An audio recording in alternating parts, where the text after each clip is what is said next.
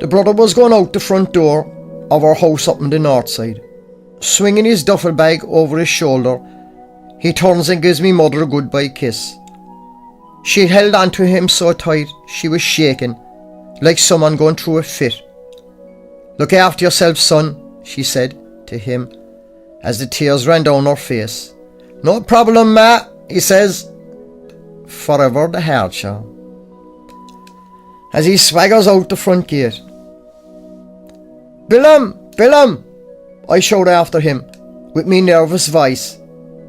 He turns at the front gate and looks back at me. "Oh, what about the pigeons?" I say. "They're all yours now, Peter," he said. "You look after them." And he was gone off to catch the Innisfallen, never really to come back to Cork to live anymore. Back then, I was too young to understand what was going on. He himself, he told me in later years, he was involved with the IRA. He'd been told by the local judge, choose jail or the boat. He chose the boat. The pigeon loft didn't last long under my supervision. Night after night, a wild cat found its way into the loft and killed all the pigeons, till none were left. To this day, I have an angry dislike for cats. Anyway, I learned to cope without an elder brother, get on with things like going from child to teenager to man. The brother came up to Cork at different times and I'd visit him wherever he lived. But I had my own life and time moved on. It was maybe for the last 20 years of his life before he died.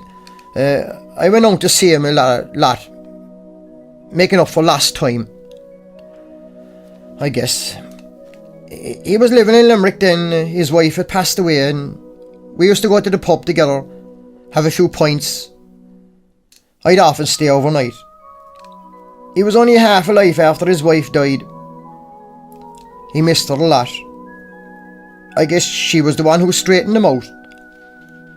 He used to still sing to her when he was drunk. If psychosomatic is real, then I think it happened to him.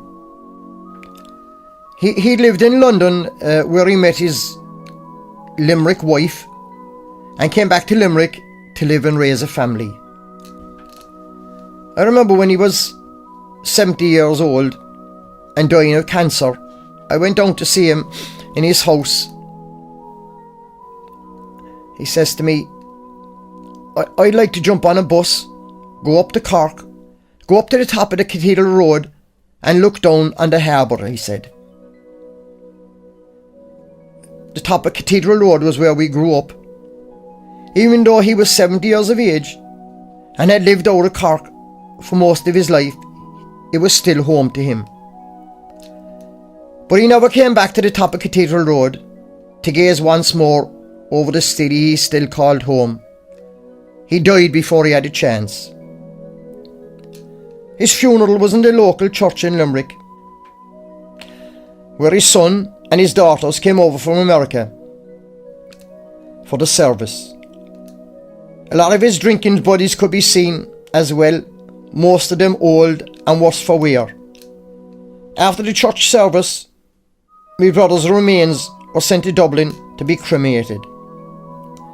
It was about 4 weeks before his ashes came back to be buried in a small sized box by the headstone of his wife's grave in a private service. I drove down for the service to pay my last respects. In the pub that afternoon, his daughter handed me a little of his ashes that I had asked for, in a small sealed plastic bag. I travelled back to Cork late that night after saying my goodbyes. On arriving in the city, I drove straight up to the top of Cathedral Road. It was 1 o'clock in the morning. The sky had a big harvest moon as I got out of my car. There was no one around.